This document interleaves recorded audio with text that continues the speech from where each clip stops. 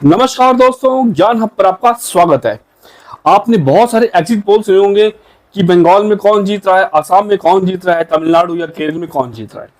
हम आज बात कर रहे हैं पर्टिकुलर बंगाल की। कल रिजल्ट आ जाएगा, लेकिन उससे पहले एक बहुत बड़ा एग्जिट पोल है जो आपको सुनना चाहिए और समझना चाहिए। आप लोगों ने देखा होगा कि ज्यादातर जो बंगाल में सर्वेज हुए हैं उसमें भाजपा को आगे दिखाया गया है, परंतु जब लोकल लोगों से पूछा जा रहा है कि आपने किसको वोट किया है या किसकी सरकार चाहते हैं, तो वो टीएमसी की बात कर रहे हैं। एक बहुत बड़ा विरोधाभास है। तो इसके पीछे दो चीजें हो सकती हैं। एक तो लोग डर रहे हो कि अगर वो टीएमसी का नाम नहीं लेंगे तो उनका घर जला दिया जाएगा या उनको मार दिया जाएगा, हो सकता है ये भय हो उनके अंदर। और दूसरा ये भी हो सकता है कि जो भी सर्वेज आए हैं वो घर में बैठ के या ऑफिस में बैठ के बना दिए गए हों, उसके पीछे बहुत ज्यादा रिसर्च ना की गई हो, यानी कि बहुत ज्यादा लोगों के मतों को ना पूछा गया हो।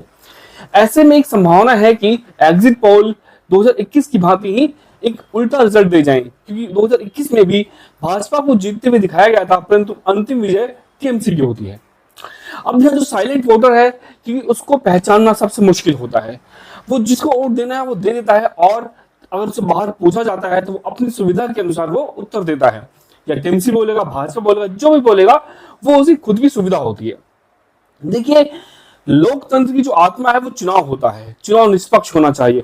और हम सब जानते हैं कि सीआरपीएफ के होने के बावजूद भी टीएमसी के जो कार्यकर्ता हैं उन्होंने शायद वोटिंग में बाधाएं उत्पन्न करी हैं, और पुनः मतदान भी कराया जा रहा है। यही नहीं, हमने ये भी देखा कि बहुत सारे जो पोलिंग बूथ से वहां पे चुनाव की मशीनों पे भाजपा के नाम के आगे स्टिकर लगा दिया गया था, टिप लगा दिया गया था कि आप स्पष्ट था उनको वोट मत दीजिए।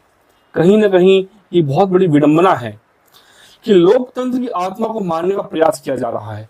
और दूसरी तरफ एक और मुद्दा आता है कि एक तरफ ममता खड़ी है तो दूसरी तरफ पूरा सिस्टम खड़ा है, क्योंकि ऐसे भी आरोप लगाए जा रहे हैं कि सत्तारूढ़ पार्टी ने चुनाव आयोग से लेके पूरी मशीनरी का उपयोग अपने अनुसार किया है।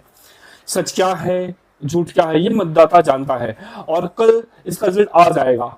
और हम यही अपेक्षा करते हैं कि जो चुनाव हो रहे हैं वो निष्पक्ष हो और बहुत बेहतर रिजल्ट आए, जिस लोकतंत्र मजबूत हो। देखते हैं कि 15 साल की इनकम्बेंसी भारी पड़ती है या परिवर्तन की लहर भारी पड़ती है। क्योंकि एक बात तो स्पष्ट है, बंगाल का विकास अवरुद्ध हुआ पड़ा है। वहां कोई कंपनी स्टैब्लिश नहीं होना चाहती, क्योंकि वहां बहुत सारी समस्याएं आ रही हैं। तो कल रिजल्ट आएगा 8 बजे, आप लोग देख सकेंगे। और जहां तक हमारा अनुमान है कि शायद परिवर्तन होगा इस बार, और एक नई सरकार स्थापित होगी। और लोकतंत्र का मर्म भी यही है